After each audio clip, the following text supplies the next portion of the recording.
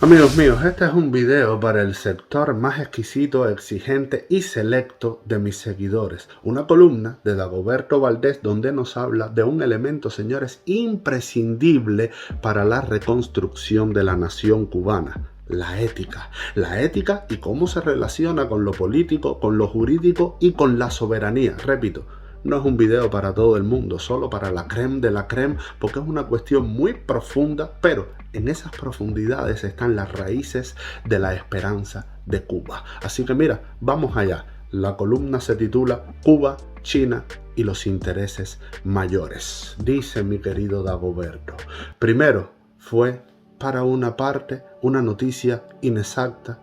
Para otra parte, es una información mendaz e infundada. Después otra fuente la confirma. El tema de la noticia es una alegada base de espionaje china en Cuba. Además, todavía no se han acallado las noticias sobre la presencia rusa en Cuba. Mi reflexión de hoy no quiere quedarse en si la noticia es exacta o no, si es confirmada o negada. Quiero ir un poco más al fondo ético y político de la presencia de naciones extranjeras en suelo patrio. Y aquí mi querido Dagoberto remarca lo siguiente: la eticidad de la ocupación o utilización del territorio nacional. Dice, la dimensión ética de estas dos situaciones, es decir, de la presencia o utilización del territorio nacional por parte de Rusia, China, los Estados Unidos o cualquier otro país, es el primer tratamiento que le deberíamos dar a esta grave situación. Realmente es grave desde el punto de vista ético, patriótico e internacional. Creo que merece atención de todos. La ética es el estudio de los principios que disciernen cuáles actitudes o hechos son morales o no. Es un análisis sistemático y crítico de la moralidad, es decir, de los factores morales que guían la conducta humana en lo personal y social. Nos explica qué es ser responsable y justo. La ética estudia los principios que nos hacen más humanos, más buenas personas y que pueden humanizar y mejorar la convivencia social. Dicho esto, podemos evaluar si la presencia china, rusa o estadounidense en territorio nacional es éticamente aceptable o reprobable. En todo caso, deberían existir y funcionar por lo menos dos instancias: la ética y la política jurídica. Al final, solo el pueblo debería decidir cuando sea consultado con todas las garantías. Entre los principales principios éticos en los que se podría y debería sustentar el discernimiento y las decisiones sobre estos y otros temas podemos mencionar, primer principio ético, la verdad. La verdad que debe ser investigada, conocida y divulgada libremente por todos los ciudadanos. El secretismo, la información insuficiente o manipulada y la mentira sobre estos asuntos de tan graves y perdurables consecuencias para el pueblo cubano niegan el primer principio ético. La búsqueda de la verdad va unida al compromiso personal de cada cubano para ejercer su autodeterminación y para desarrollar su capacidad de pensar, discernir y actuar por su propia iniciativa, siempre que no lesione la libertad y los derechos de los demás. En mi opinión, este principio ético no se ha cumplido en ninguno de los dos casos que abordamos. Segundo principio ético: la libertad. La libertad que nace del conocimiento de la verdad y que es constitutiva de todo ser humano. Me refiero a la libertad interior de ser, pensar, discernir, elegir en conciencia, con rectitud, certeza y diligencia, y también a la libertad exterior o libertad para actuar, ejercer, servir, convivir, la libertad de expresión, de reunión, de manifestación y las demás libertades civiles, económicas, políticas, sociales y culturales. En mi opinión, este principio ético tampoco ha sido respetado en las decisiones tomadas por unos pocos aquí o allende los mares. Me refiero a la libertad del pueblo cubano para expresarse y decidir sobre estos asuntos. Tercer principio ético: la responsabilidad. La responsabilidad que es como la otra cara de la libertad. En primer lugar, significa que cada cubano no haga dejación voluntaria de su derecho a investigar, a saber, a expresar su opinión, a decidir y a actuar. La responsabilidad ética y cívica de cada cubano ante situaciones tan graves como el problema chino o el ruso o el americano debería ser la respuesta ante estos pactos que un pequeño grupo ha decidido imponer a todo el pueblo cubano, que es y será quien sufra las gravísimas consecuencias de estas injerencias en territorio nacional.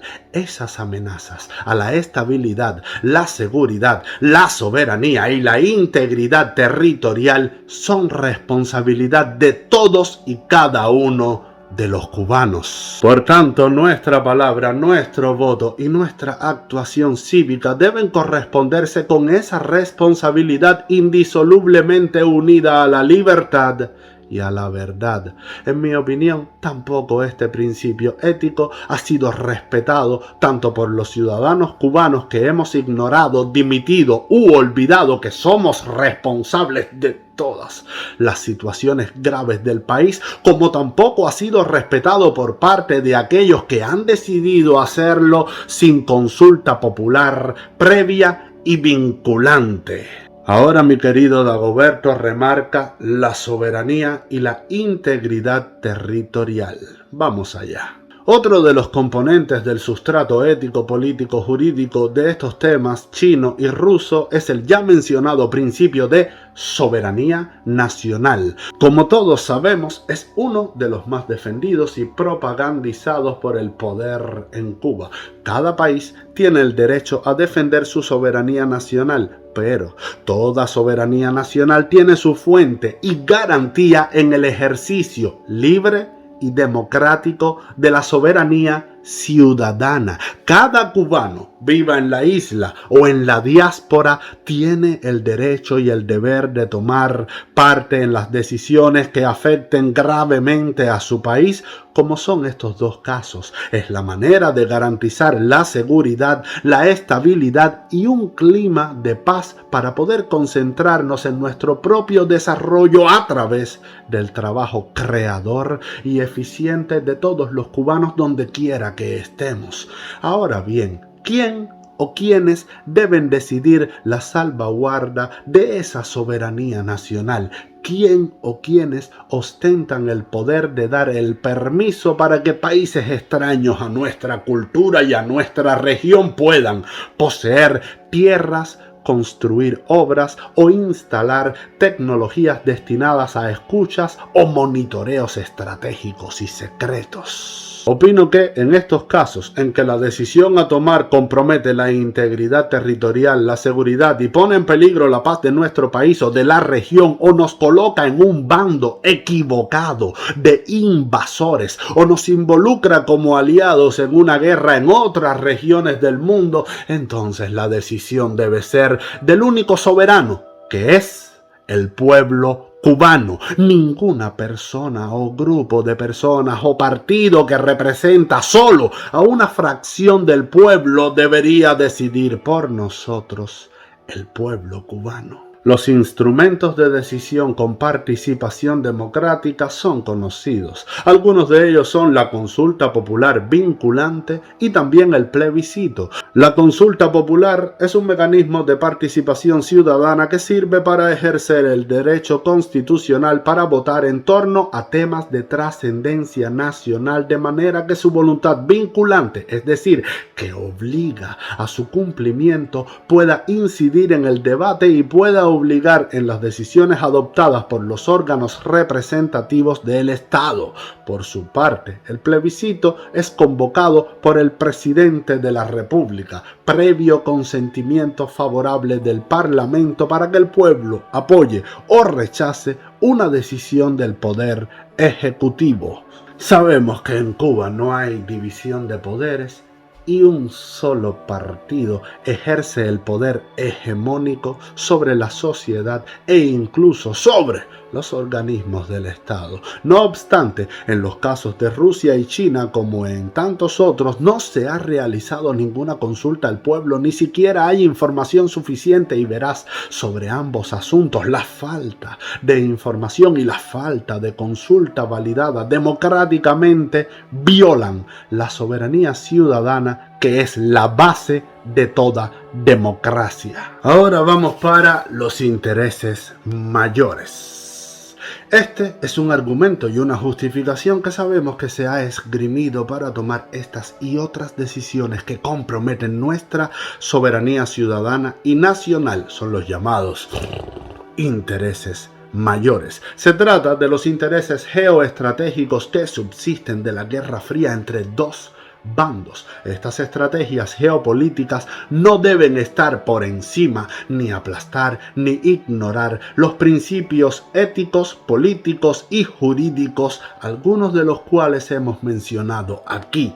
Se trata de los intereses militares y de hegemonías económicas imperiales o zaristas entre países grandes como China, Rusia, Estados Unidos. Los intereses militares y hegemónicos, rezagos de culturas no democráticas o de viejos proyectos de dominación extraterritorial, no deben estar por encima, ni aplastar, ni ignorar los principios éticos, políticos y jurídicos, algunos de los cuales hemos mencionado. Y en el caso específico de Cuba se trata de los intereses mayores de mantener el poder político y de buscar soluciones rápidas a la desesperada situación económica producida por la ineficiencia del modelo económico impuesto que va contra la naturaleza humana. Esas soluciones rusas o chinas o norteamericanas o de cualquier otro país convierten a Cuba en una nación dependiente y peligrosamente comprometida en causas bélicas o geoestratégicas por querer salvar una situación económica, política y social que es insalvable, manteniendo la continuidad de todo lo que ha fracasado. Solo el pueblo cubano puede resolver sus propios y graves problemas observando los mismos principios éticos mencionados al principio, con la verdad sobre la situación del país, con la libertad personal y cívica y con la responsabilidad ciudadana y política. Lo logrará educando y ejercitando estos principios éticos y políticos. Estos deberían ser nuestros verdaderos intereses mayores. Una vez más, lo reitero con convicción profunda. Creo, espero y confío en que los cubanos de la isla y de la diáspora tenemos el talento, las capacidades y sobre todo la eticidad y las propuestas para transitar pacíficamente hacia un desarrollo humano integral, una ecología social respirable y una democracia de calidad. Repito esto último porque a veces me parece que nosotros, los mismos cubanos, no acabamos de creérnoslo. Comencemos por ahí. Hasta el próximo lunes, si Dios quiere. Mi querido Dagoberto, no tengo nada que agregar a esta columna magistral, solo darte las gracias. Muchísimas gracias por estar ahí para Cuba. Amigos míos, espero que sepan valorar esta obra majestuosa. Nada, nos vemos en el próximo video. ¡Chao!